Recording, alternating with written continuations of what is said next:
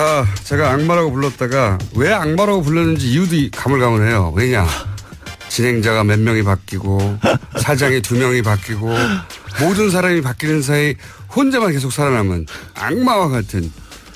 오늘 시간 없는데 그런 얘기를 왜 해요? 그러다가 제가 이제 종편의 4대 천왕이다. 최다 출연이다. 하다가 지난 시간부터는 제가 종편의 원오브된 패널에서 좀 격상됐다. 중요한 이슈를 메인 앵커가 얘기할 때 나오는 패널로. 그래서 제가 이제 대망급으로 올라갔다고. 하고 나서 어제 방송을 그날 지난주 듣고 보니까 그렇게 크게 재미가 없어서 소망으로 제가 바꿨거든요. 한 사람의 직급을 그렇게 자주 바꿔야 되는 겁니까? 좀 발령을 한번 내면 좀 일관성을 가지고. 중마왕 정도는 하시고 오늘 끝나야 되는데. 근데 시간이 없다면서요, 오늘. 시간이 저희가 착각을 해가지고 예. 오늘 시간이 없다고 나오지 말라고 했었어야 되는데 연락을 안 해서 와버렸어요. 아침에 잠이나 푹 자게 내버려 두지 그러면 이게 뭐예요? 그래서 오신 김에 한 네. 3분 정도만 짧게. 벌써 1분 지난 것 같은데. 그러니까 가능하면 짧게 얘기하게 하려고 제가.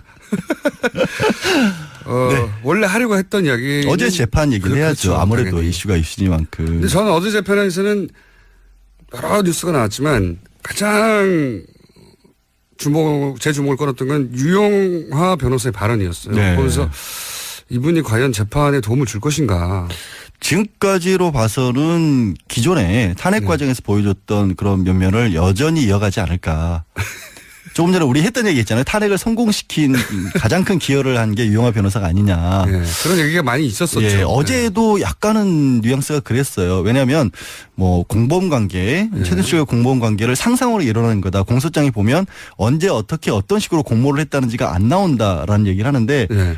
그걸 어떻게 그럼 그렇게 하는 법이 있습니까, 대통령이? 어제 공소장에 나오는 건 그거예요. 대통령이 어느 정도 의중을 가지고 얘기를 했고 그걸 안종범이나 정호성 등이 실현을 했고 예. 그 아이디어를 최초로 발설한 것은 아마도 최순실일 것이다. 이런 식으로 추정을 할 수밖에 없거든요. 그렇죠. 정황을 가지고 합리적으로 추론을 하고. 그러니까 이른바 이제 거죠. 법률용어로 공모 공동 정범이라고 하는데 예. 이게 역할만 나눠서 하게 되면 머리 역할하는 사람이 있고 손발 역할하는 그렇죠. 사람들이 있고 이런 사람들이 있으면 이게 다 공범이다라는 게 확립된 이론인데 예.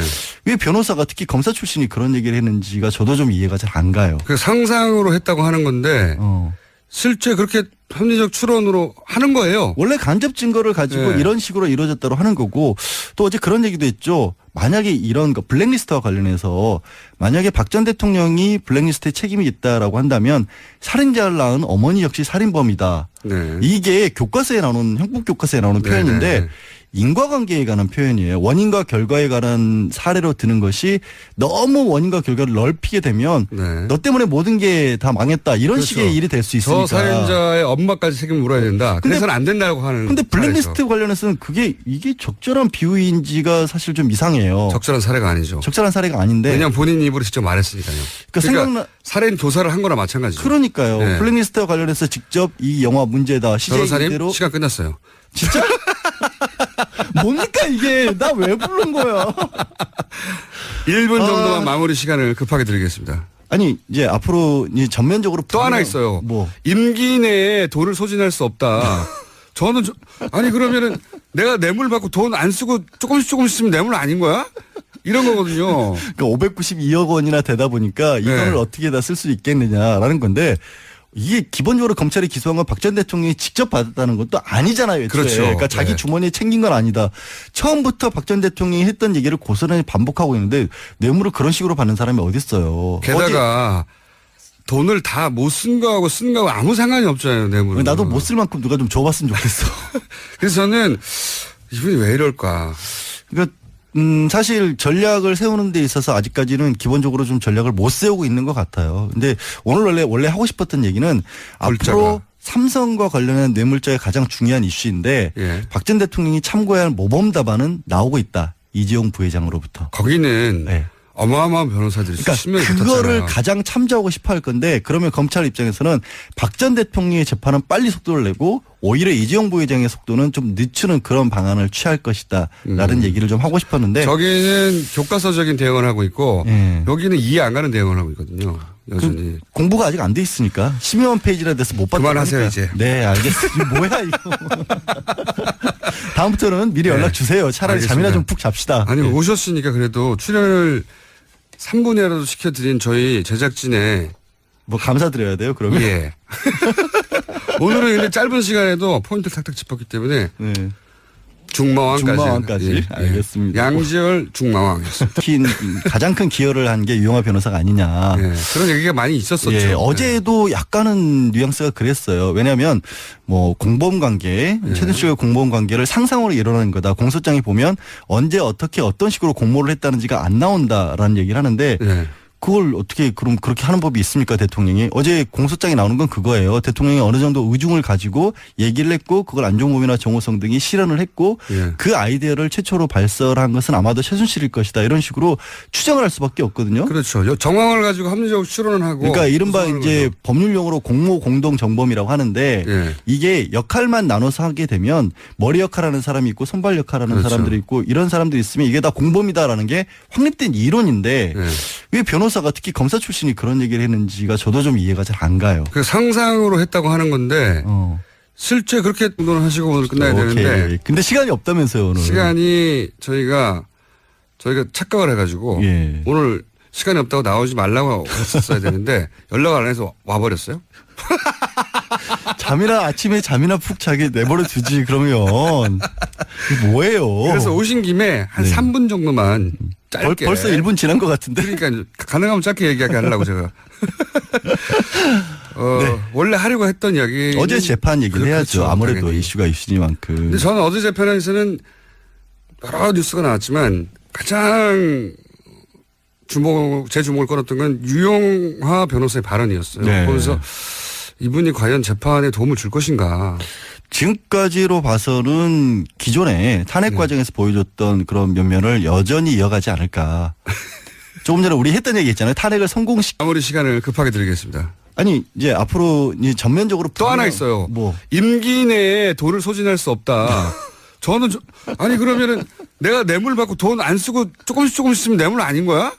이런 거거든요. 그러니까 592억 원이나 되다 보니까 이 네. 돈을 어떻게 다 쓸 수 있겠느냐라는 건데 이게 기본적으로 검찰이 기소한 건 박 전 대통령이 직접 받았다는 것도 아니잖아요. 애초에. 그렇죠. 그러니까 자기 네. 주머니에 챙긴 건 아니다. 처음부터 박 전 대통령이 했던 얘기를 고스란히 반복하고 있는데 뇌물을 그런 식으로 받는 사람이 어디 있어요. 게다가 돈을 다 못 쓴 거하고 쓴 거하고 아무 상관이 없잖아요. 뇌물은. 나도 못 쓸 만큼 누가 좀 줘봤으면 좋겠어. 그래서 저는 이분이 왜 이럴까.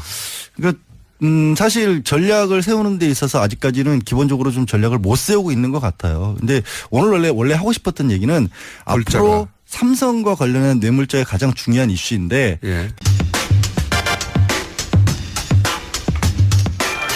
자, 제가 악마라고 불렀다가 왜 악마라고 불렀는지 이유도 가물가물해요. 왜냐? 진행자가 몇 명이 바뀌고 사장이 2명이 바뀌고 모든 사람이 바뀌는 사이 혼자만 계속 살아남은 악마와 같은. 오늘 시간 없는데 그런 얘기를 왜 해요? 그러다가 제가 이제 종편의 4대 천왕이다. 최다 출연이다.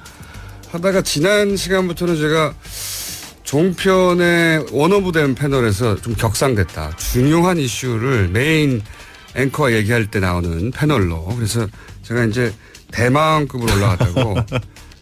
하고 나서 어제 방송을 그날 지난주 듣고 보니까 그렇게 크게 재미가 없어서 소망으로 제가 바꿨거든요. 한 사람의 직급을 그렇게 자주 바꿔야 되는 겁니까? 좀 발령을 한번 내면 좀 일관성을 가지고. 중마왕 좀 합리적 추론으로 하는 거예요. 원래 간접 증거를 가지고 네. 이런 식으로 이루어졌다고 하는 거고 또 어제 그런 얘기도 했죠. 만약에 이런 거 블랙리스트와 관련해서 만약에 박 전 대통령이 블랙리스트에 책임이 있다라고 한다면 살인자를 낳은 어머니 역시 살인범이다. 네. 이게 교과서에 나오는 형법 교과서에 나오는 네, 표현인데 네. 인과관계에 관한 표현이에요. 원인과 결과에 관한 사례로 드는 것이 너무 원인과 결과를 넓히게 되면 네. 너 때문에 모든 게 다 망했다. 이런 그렇죠. 식의 일이 될 수 있으니까. 저 살인자의 엄마까지 책임을 물어야 된다. 그래서는 안 된다고 하는. 근데 블랙리스트 사례죠. 관련해서는 이게 적절한 비유인지가 사실 좀 이상해요. 적절한 사례가 아니죠. 적절한 사례가 아닌데. 왜냐하면 본인 입으로 직접 말했으니까요. 그러니까 살인 교사를 한 거나 마찬가지죠. 그러니까요. 네. 블랙리스트와 관련해서 직접 이 영화 문제다. 시제 변호사님 이대로 시간 끝났어요. 진짜? 뭡니까 이게? 나 왜 부른 거야? 1분 정도만